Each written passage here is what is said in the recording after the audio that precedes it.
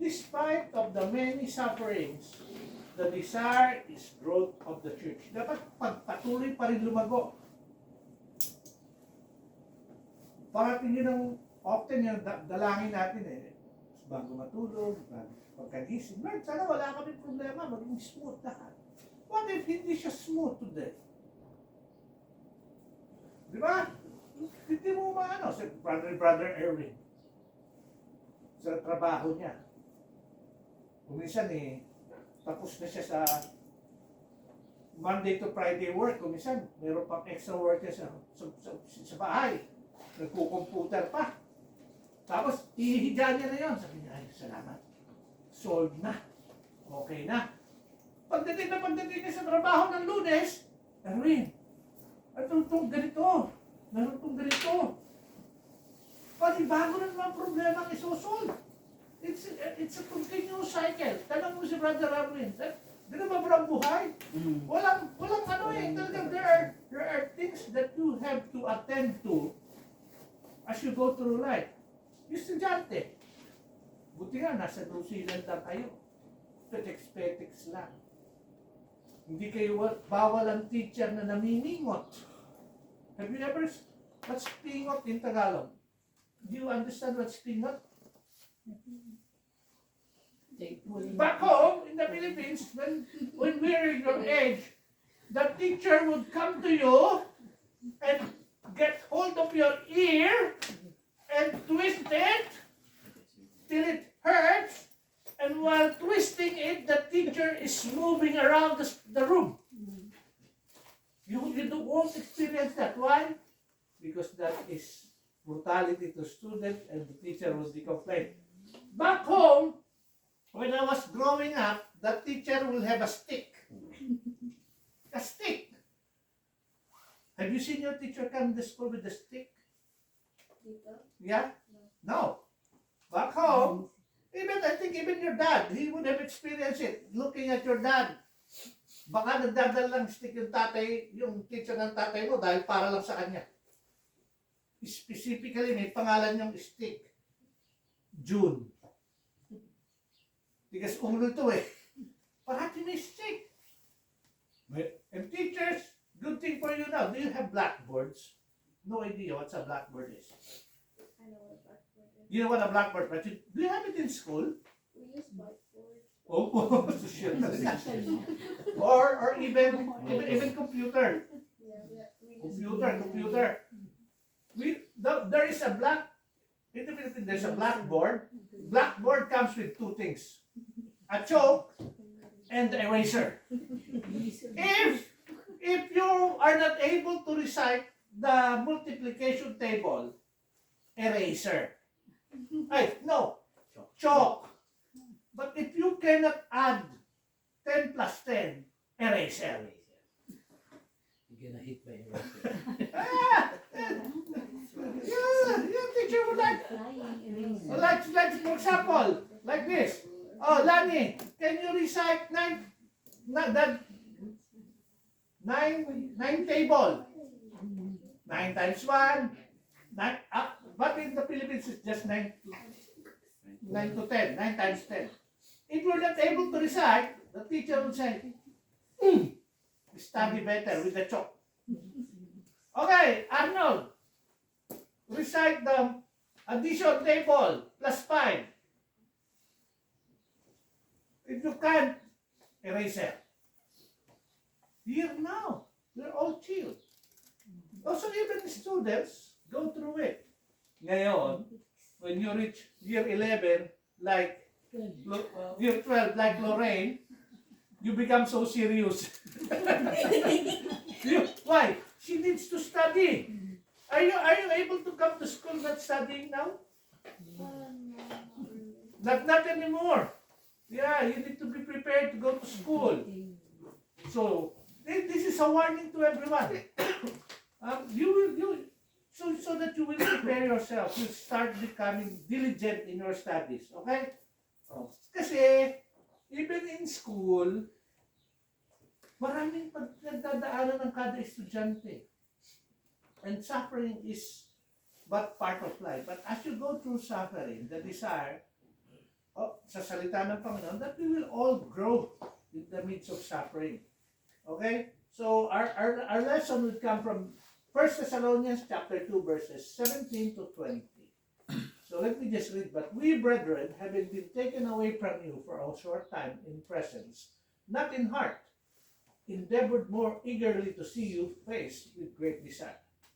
Therefore we wanted to come to you, even I, Paul, time and again, but Satan hindered us. For what is our hope, our joy, or crown of rejoicing? Is it not even you in the presence of our Lord Jesus Christ at his coming? For you are our glory and joy. So, what are the things that we can learn from this? Okay? Si Paul, when he writes, he always reminds them that, unang-una, yung pointer niya dito, remember, kaya nga pagka binabasa natin yung Biblia, I always love looking at the context.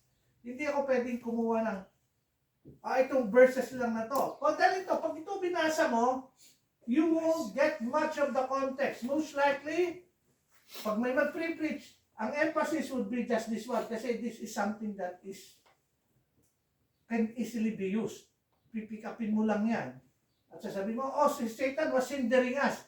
Sometimes, they will use this in a negative way. Marami ka bang pinagdadaanan sa buhay? Ba't hirap na hirap ka sa buhay ngayon? Kasi the preacher would use that in a way na, kasi marami kang kasalanan na gawa. Kasi marami kang, hindi ka doon na maya-maya, maririnig mo na yung pastor. Kasi hindi ka nagbibigay sa church. Kasi ganito ka. Kasi ganyan ka. Hindi po yun ang sinasabi ni Pablo. Hindi po yan ang sinasabi ni Pablo. Naihinder si Pablo at ang kanyang kasamahan sa pagbisita sa Thessalonica. Gusto nilang mag-minister. Ang ginagawa ng kaaway, hinihinder sila. Pero ito na dinidistort ito to the point na the message become what? Money making. And not really talking about the bigger ministry that Paul wanted. What does Paul want? That the church in Thessalonica and all the churches mag-grow sila in the Lord. Lumago. Kaya ano ba yung hope mo sa buhay? Is just simply lumakad dito sa mundong ito, kumain, matulog, okay na? Hindi. For Paul, yung kanyang hope is yung joy niya, is the crown of rejoicing. Ano yung crown of rejoicing? When he sees people coming to the Lord and growing in the Lord. Yun yung crown. And that should always also be our target in life. So ano yung matututunan natin sa salita ng Panginoon today? In spite of many suffering, our heart should be for the church. It's not simply, pupunta ako Sunday, ganito. Hindi. You pray for one another. That's heart for the church. You show, yung church is, hindi naman siya building. Kundi ikaw, all of us individually. That's why when the Bible says, we are like a body. Hindi tayo pwede lahat ilong. Hindi naman tayo pwede lahat bunganga o mouth. Hindi lang tayo pwede tenga. Kaya nga, yung body natin is the best description na ginamit ng Biblia. Bakit? Different parts. Some parts comes in pairs. Dalawang tenga, dalawang hands, dalawang paa.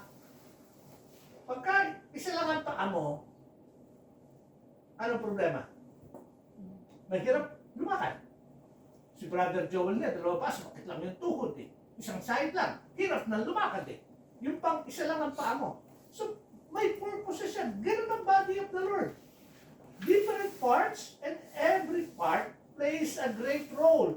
Hindi pwede sabihin ni Brother Joel, tuhod lang ako. Wala akong pakinabang sa iglesia. Hindi! Dahil yung tuhod niya na masakit, ang hirap lumakad. That's the church. Dapat yung church, they all grow together.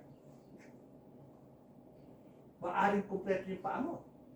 Pero if the growth is hindi balance,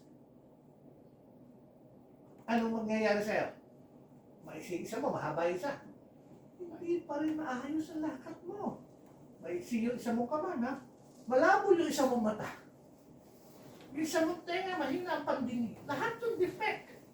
Eh, kaya yung the body should all, mag-grow, lumago, anong growth? Normal. How does growth start? It starts with the Word of God. Kaya nga yung pinag-aaralan natin is we always focus on the Word of God. Not my word, but the Word of God. So now, when Paul is talking about this, yung kanyang heart is always for the church. Why? Kasi hindi siya yung tipong this apostle na, okay, may church na doon sa Thessalonica, bahala na sila doon. Kasi alam niya na nagdadanas ang bawat isa ng suffering. That's why he always wants to remind them. He always wants to see them. Paano natin ito makikita? Just imagine how he views the church. But we, so ito yung mga Paul, si Silas, si Timothy, sila yung we. Kaming mga nakasama, dumalaw sa inyo, brethren. So, walang difference between sila na nagtuturo to those who are in the church, the brothers, brethren. They're all one in Christ. They form one body. Having been taken away for you for a short time in presence but not in heart. Ano yun? Kailangan lang umalis na si Thessalonica. Kasi, nagkaroon ng bab. Binubugbog yung mga mananampalataya. Yung mga mananampalataya na iwan, sila yung lalong binugbog. So, they were taken away. Pero, wala man sila dun sa church, andun yung presence nila. Why? Because, in their heart, they are part of the body of Christ. Hindi pwedeng maiwan yung iba. Everybody is part of the body. Hindi pwedeng, kaya hindi nga pwedeng sabihin ng ilong na, ay, ayoko na sa inyo, mga mata. Ako na lang mag-isa. Ang pangit na mukha ng tao na pala yung ilong. Di ba? Kahit na gano'n pa katangos yan. Kasi, whole body, brothers in the Lord. Okay? Endeavor more eagerly to see your face with great desire. Binugbog ka na. Yung heart ni Paul, bumalik pa sa Thessalonica. Bakit? Kasi sa kabila ng suffering, he wants them to grow. Gusto niya pa rin bahaginan sila ng salita ng Panginoon. This can be clearly seen dito sa Philippians. Sabi niya, I thank my God.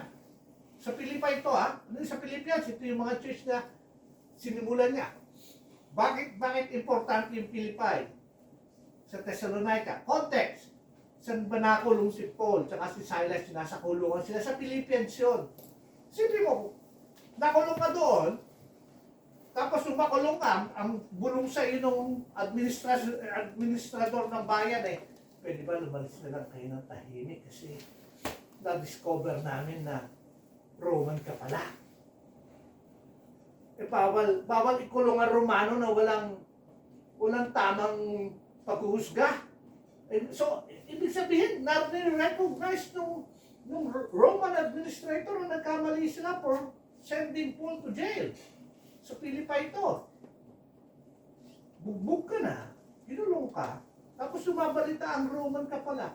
Nung nabalitaan niya ng Roman soldier na, paano ka naging citizen ng Rome? Sabi niya kay Paul, sabi ni Paul, I was born a citizen.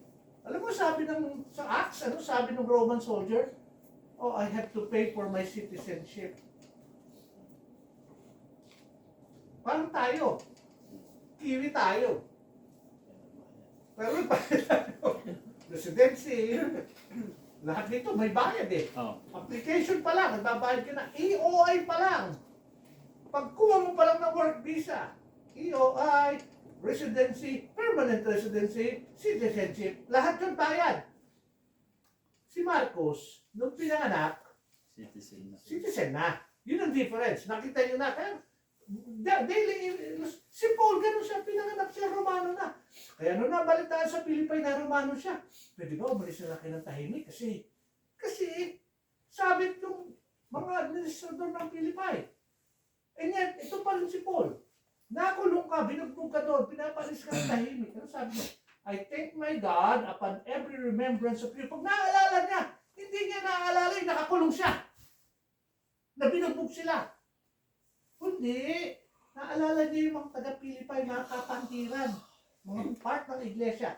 Always in every prayer of mine, making request for you all with joy. Nakasulat ba dyan? Naalala ko nung nasa Pilipay kami, kinulong kami. Buti na lang lumindol. Wala na, tapos na. Ni-record na lang ni Luke yung event.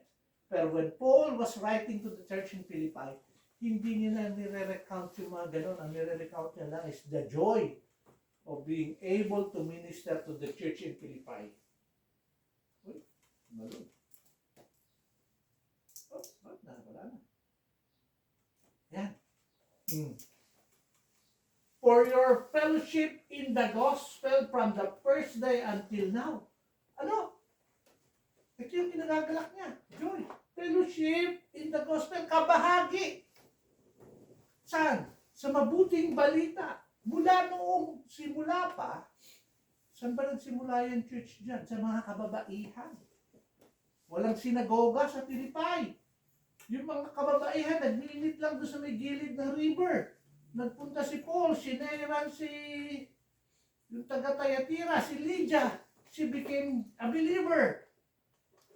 Kaya walang pinipili dito. Lalaki lang. Hindi. The church started with that name, si Lydia. The first European convert. A Gentile. Mula pa ng first day, they have become what? Partners in the gospel. Yun ang joy ni Paul. Oh. Being confident of this very thing. Why is he confident? That who is he? The Lord Jesus Christ, who has begun a good work in those in Philippi, will complete it until the days of Jesus Christ. What does he mean, days of Jesus Christ? The day of His coming. Siyang nagpasimula ng maganda sa buhay ng mga taga-Philippi, siya rin yung muling babalik. At siya yung magkukumpleto sa kanila. Sa kanyang muling pagbabalik. Oh. Just as it is right for me to think of this of you all, because I have you in my heart. Yun yung heart niya parati. It's about the people that is in the Lord and their growth.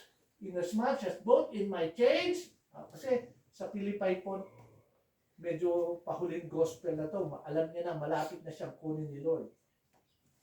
Change and in defense and confirmation of the gospel, you are all partakers with me of grace. So yun yung heart ni Paul, that people would realize na the moment you are in the Lord, you have been a partaker of God's grace. Kabahagi niya na. Kaya dahil sa God's grace, you have what? You will be completed by Him who started the good work in you. And when He comes, the Lord Jesus Christ, dun mo fully experience what it means to be under the grace of God. Oh, yun yung heart mo. Pero bakit si Paul, even Paul is being what? Kasi, pangalawa po, he is being hindered by the enemy sa kanyang gawain. Thessalonica. Gusto ni Paul bumalik na agad. Kabubugbog lang. Gusto na bumalik. Kasi nabalitaan niya na yung mga taga-Thessalonica naging magandang patutuo sa Macedonia at sa Achaia. Ngayon gusto niya bumalik. Then si Paul gusto niya parating i-encourage yung mga mananampalataya. Basahin natin. Therefore, we wanted to come to you. Dahil sa puso kong para sa inyo, gusto ko kayong makita at ma-share sa patuloy ang mabuting balita sa inyo. Sabi niya, therefore, we wanted to come to you. Even I, Paul. Time and again. But Satan hindered us. The enemy. Why is the enemy hindering Paul and those with him to go back to Thessalonica? Kasi ang enemy, ayaw niyang mag-grow ang mananampalataya. Ang gusto niya, makita na lang na mananampalataya, panay pahirap naman ang buhay mananampalataya, ayoko na. Hindi, si Paul gusto niya mabisita sila, pero the enemy will always, ito yung sinasabi ni Peter na, kung sa kakalwalhatian ng Diyos, kung hinihindar ka ng kaaway, magpuri ka sa Kanya, kasi ginagawa mo yung naisin niya eh. Ang hindi ka lugod-lugod sa Diyos is yung mananampalataya ka na, ayaw mong ibahagi yung mabuting balita. There is no growth. Kaya nga ang karamihan ng mananampalataya, mga bansot. Kaya sa church, maraming midget. Have you seen a midget? In New Zealand, it's not common. Midget, A small person. smaller than their usual. No! Dwarfism. That's a toddler. By the way, I had an opportunity to see someone. I think he was even part of the film Narnia. Taga-Christchurch. Took driver's license to get his full driver's license. Pumasa siya! He passed the test. The testing officer was saying he was good. Kasi special yung kanyang gamit sa sasakyan. Oo. Sabi ko, kala ko nga ako magtetest sa kanya, problema na ako. Paano kaya ito? Baka mamaya. Kasi bawal. Part ng test is wala kang favor na ibibigay. Hindi pwedeng, ay, kawawa naman siya, bigay ko na. Hindi. So, din siya. Nung pinanonood ni Martha yung Narnia, na-realize ko, parang kahawig niya yun. Isa doon. So, mga mananampalataya, na gano'n, ayaw magsilago. Bakit? Kasi nga, nasa iyo mabuting balita, pero ayaw mong ibahagi. Eh, yun yung role mo bilang mananampalataya eh. O, basahin natin yung sabi ni Paul sa Romans. For I long to see you. Yung sa mga taga-Rome, parehas pa rin ang gusto niya. That I may impart to you some spiritual gift so that you may be established. More of the spiritual gift is about the Word of God to them, to share to them the Word of God. Tell them that there are certain gifts. Sinulat ni Paul yan sa mga taga-Korinto. Sa Romans, nakasulat niya sa chapter 14. Oh, that is, that I may be encouraged with you by the mutual faith both of you and me. What does it mean? Para sa tayo may pananampalataya eh. We will be able to encourage one another. Now, I do not want you to be unaware, brethren, that I often plan to come to you. Ano rin problema niya? But was hindered until now. Maraming balakid para makarating din si Pablo doon. Sino yung balakid? Who's always hindering? Satan, the enemy. Ang ganda ng purpose niya, magkaroon sila ng encouragement. I-establish yung church by teaching them about the spiritual gifts. But he is being hindered.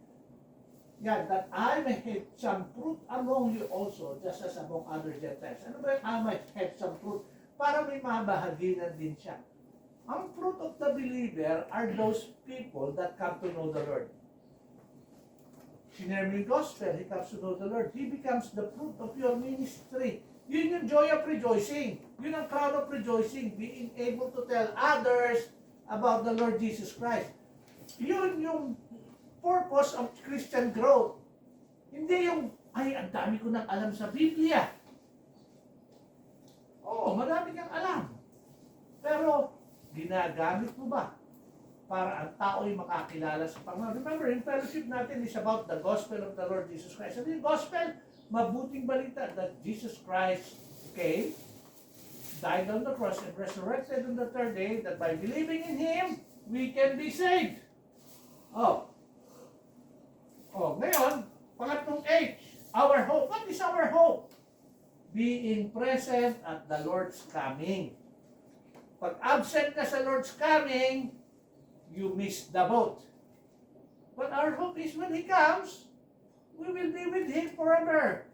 Sabi niya, for what is our hope? Yun ang tanong niya. Our joy. Ano ba yung pag-asa mo? O yung kagalakan mo? Ano ba yung crown of rejoicing mo? Is it not even you in the presence of our Lord Jesus Christ that is coming? Si Paul, ang kagalakan niya is kasama niya yung mga taong nakakilala sa Panginoon sa pamamagitan ng ministry niya at magkakasama sila to praise the Lord. Meron ba siyang sinabi niya na hindi kasama? Lahat na nananampalataya kasama. And to him, all of them are personally kay Paul, there are his glory and joy. Seeing people being saved. Seeing people coming to know the Lord so that pagdating ng Panginoon, kasama niya sila sa harap sa Panginoon. Yun yung basically, ito yung sinasabi, ano bang pag-asa ko sa buhay? Tinanong niyo na ba sa sarili niyo? Dito ba sa buhay na to, ano bang gusto kong maating? Ano magbibigay sa akin ng kagalakan? And this is how the world views it. And sometimes I myself would view it this way. Ang magbibigay sa akin ng kagalakan, sabi nga ni Ate Bel. Kuya Arnold, pagka nakabili na lang ng cruiser yan, okay na yan, pwede na mamatay. Yan si Ate Bel eh. Kasi nagusto ko sasakyan. Yun lang ba yung kagalakan natin, material? Si Paul hindi ng kagalakan niya. Kagalakan natin eh. Magkaroon ng 6 digits yung bank account natin. Buti lang sa aking bank account, may 6 digits. Negative na lang. Kasi laki ng bayad utang namin sa bahay. Negative. Pero 6 digits. Yun lang ba yung kagalakan mo? Is that your joy? Kaya Paul hindi. Ang hope and joy ni Paul is yung mga taong nakakilala sa Panginoon, sama-sama silang haharap sa Panginoon. Anong sasabihin ng Panginoon sa kanila? Good and faithful servants. Being able to do what God has wanted to do. Kaya nga sabi niya, dinagdag niya to, which is last portion ng chapter. For you are our glory and joy. That's how he views yung mga believers. So, bakit siya glory and joy na ni Paul?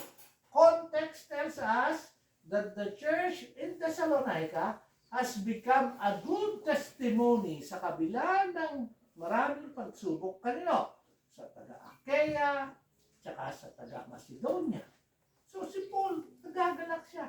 Kasi yung mga mananampalataya doon is nagsisilago. Kaya gusto niya siyang makita at patuloy na i-encourage.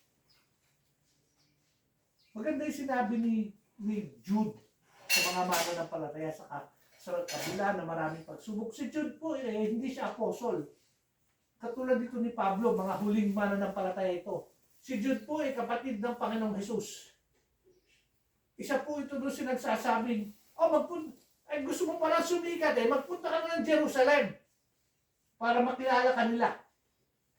Kasi they were unbelievers. Si Jude at si James. And this is what he says. Now to him who is able to keep you from stumbling. Who is able to keep us from stumbling? Ano ba yung stumbling? Nararapa. Di ba? Pagka lumalakad ka, at medyo palampa ka, nadadapa ka, o natatalisod ka, kung minsan nagpapastumble sa iyo, not necessarily malaking bato. Kung minsan, balat lang ng saging. Di ba? Marami nagkakasyon to stumble. Pero, who is able to keep you from stumbling? Him. Who is Him? The Lord Jesus Christ. Anong purpose? To keep us from stumbling and to present you faultless. Who is able to present you faultless? Is it you? Or is it the Lord Jesus Christ? It is Him. The Lord Jesus Christ is able to what? Keep you from stumbling and He is able to present you faultless before the presence of His glory with exceeding joy. So it is the Lord who will work in and through you. But if you don't grow in the Lord, you just save lang ako, okay na sa akin, walang mangyayari sa buhay mananampalataya mo. Kasi baka bahagi ng sanctification yung us living for the Lord. Kaya nga patuloy yung Christian growth. Yung Christian growth po is part ng sanctification. Kaligtasan ganap na sa bawat isa. Pero dapat ang bawat isa lumalago para maging kagamit-gamit sa gawain ng Panginoon. Last verse for the day. 2 Corinthians chapter 5, 9 to 11. Therefore, pag nag-therefore si Paul, parating meron siyang nais ipadala sa atin. We make it our aim. Anong aim mo sa buhay? whether present or absent. Ano yung present or absent? Si Paul, ang sinasabi ni Paul dito, maski nandyan man ako, o wala ako dyan, ano dapat ang maging aim mo? Dapat ang aim ng mananampalatayang lumalago is, number 1, to be well-pleasing to Him. Kalugod-lugod ka ba sa harap ng Panginoon? Hindi kailangan na may nagbabantay sa iyo. Ikaw na wala nakakakita. Whether present or absent, to be well-pleasing to the Lord. Why? Sabi niya sa verse 10.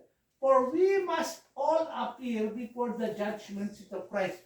Ay kuya, sabi mo ba? Sabi mo na hindi na kami dadaan dun sa judgment eh. Hindi na nga po tayo dadaan dun sa judgment whether going to heaven or to hell. Hindi po judgment seat of Christ ang tawag doon. Ang tawag po doon, Great White Throne Judgment. Magkaiba po yung judgment seat of Christ tsaka Great White Throne Judgment. Ang judgment seat of Christ is for believers that when we see the Lord Jesus Christ, He will give us crowns. Pinag-aralan na natin sa Book of Revelation chapter 5. Ano yung crowns na ibibigay sa iyo? Ito rin yung ihahandog mo sa Panginoon. Eventually, dahil sa mga nagawa mo, kalugod-lugod sa Kanya. So you're being given a crown for a purpose of being able to dedicate it back to the Lord. That each one may receive the things done in the body. So, ito lang simple ito. Ang sinabi ba dito that each one may know whether they're going to hell or heaven? Hindi. One may receive. May matanggap ka. Ano yung matatanggap mo? Crowns. Crown of joy. Crown of glory. Crown of righteousness. May mga crowns na binanggit sa Biblia. Whether good or bad. Ano yung sabi maganda example dyan? Sa buhay mo, there are things that you are ni-stuck mo. It's either wood, hay, stubble. Ano lahat yun? Pag sinabi mong wood, hay, stubble. Ha? Lahat yun, nilagay, pag dinaan mo sa apoy, sunog. Pero ano dapat? Nilimpak mo? Gold, precious stones, at silver. Why? Kasi when sent to the fire, nagiging dalisay. Yung gold, pag kinuha mo as nugget, hindi pa siya 99.99%. Mag-a-undergo pa rin ng process. Kasi brother, alam na alam niya yan. Kasi nagtatrabaho sa metal yan. Brother Joel, sabihin mo kung tama ako.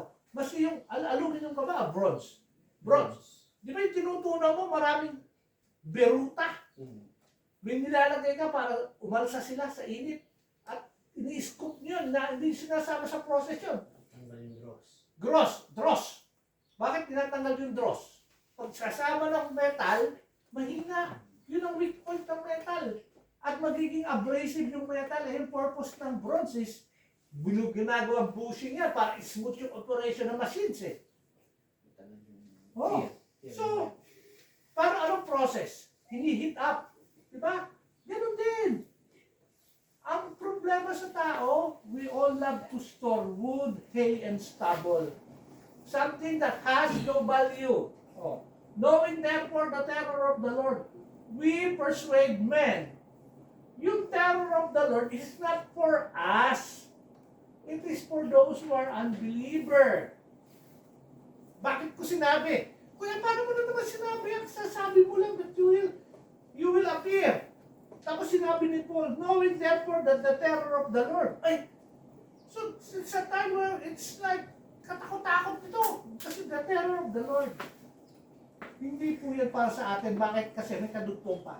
Ang sabi niya, we persuade men. Kasi dahil alam natin that Lord's terror is real, judgment is coming, the wrath of God is coming, we persuade men.